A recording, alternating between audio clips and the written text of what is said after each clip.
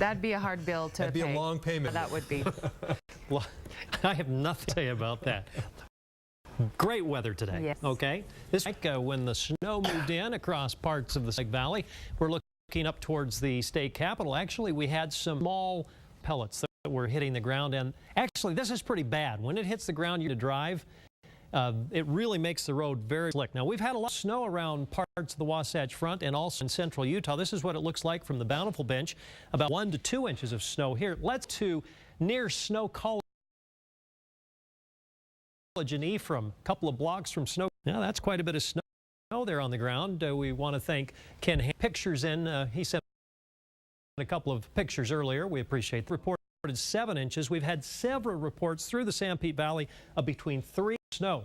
Ted Olson says officially 6.5 inches in Ephraim, more than report from Nephi of 3.4 inches. Pleasant Grove, David James reports 2 inches and 1 snow on the Bountiful Bench. Storm is winding up, and we have quite a bit of precipitation across the eastern side of the state, right in some areas like Soldiers and also Daniels Canyon.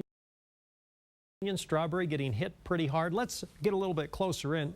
38 degrees in Salt Lake City right now, so the light snow and even heavier snow that was falling seems to be petering out right now. Still snowing in Park City, still snowing a bit and up towards southern Davis County. I think what's going to happen is we're going to see a little lull in this storm and then pick up again after midnight. And I'll show you why. Because on the satellite picture, you'll see a nice little spin.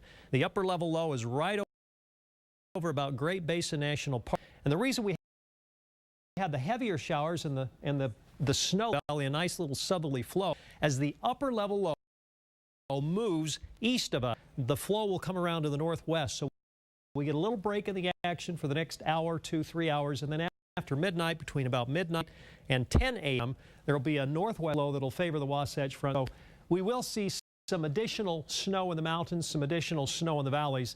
Ground is pretty warm, so a lot of the snow should melt away except for on the benches. This is Saturday.